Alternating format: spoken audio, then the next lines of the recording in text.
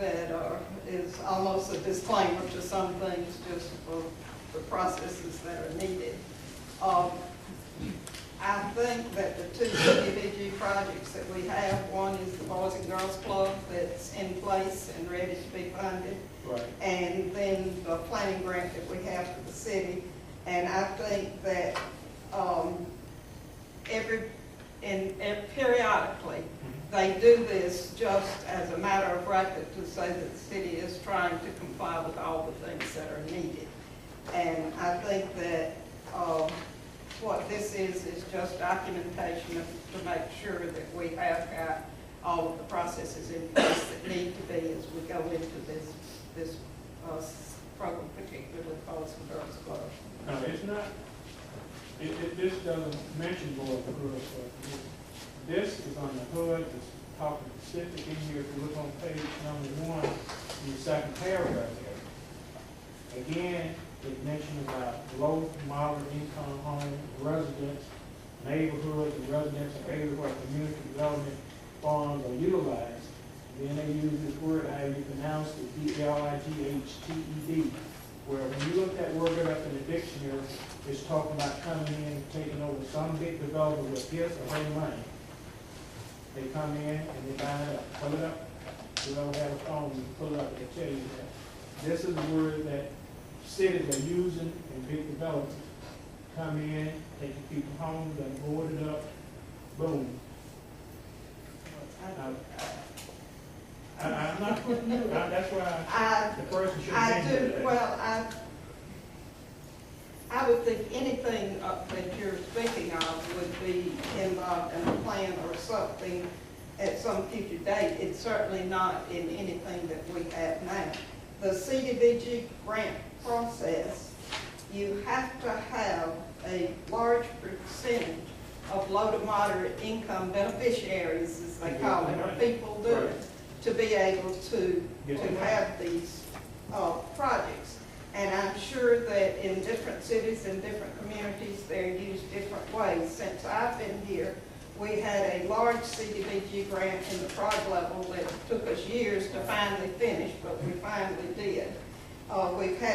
We have made application for some grants that we did not receive. And then we applied for the project that they're now doing on North Ridge Street. We tried to get CDBG money for that last year and were not successful.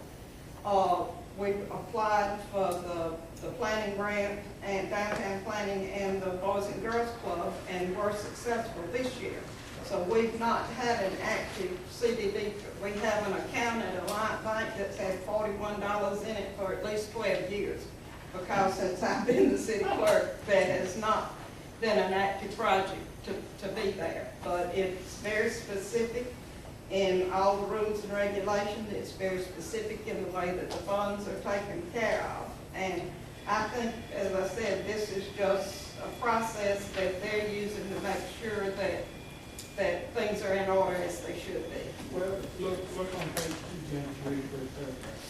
I understand what you're saying. I gotta look out. It's not going through.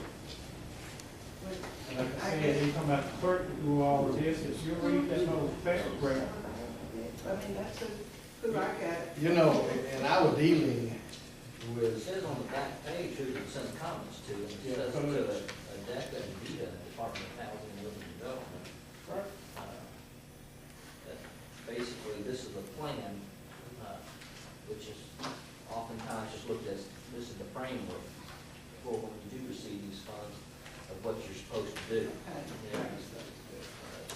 You need to have the public involved. And I think this is setting out those roles of what the city is supposed to do, what the council, mayor, clerk collectively should do to make sure that the public is indeed adequately notified of these types of scenarios.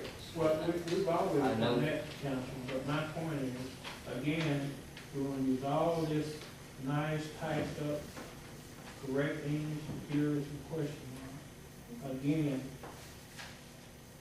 projects and people homes need to be fixed and can be fixed under these type of grants. then they come up and say we can't do it. The clerk is already old, have enough to do with the basic everyday stuff. Then you come up and say, then you would send this to the mayor if you have a question, and he would act on that within a reasonable time. What is a reasonable time? He can sit on it for 3 years and nothing get done. So just to, all this was typed out here. Sure, it asks for a comment, and you would have people in there say, when it comes to the council person, they would have, I think, 15 days to respond to when people, and we just say each one or whoever here, district, to respond to them about what needs to be done and what should be done. And you mentioned about the public hearing, sure. But again, low and moderate income people, but they're not getting what they're supposed to get. And it's, in no case shall the city disclose any information concerning the financial status of any program. Any information may be in the opinion of the mayor, be deemed to be a confidential situation. And mentioned about that the mayor, you know, a reasonable amount of time, that's on page 7, bottom paragraph there. All this is just a bunch of typed up to look pretty, but then people not getting what they need out of it.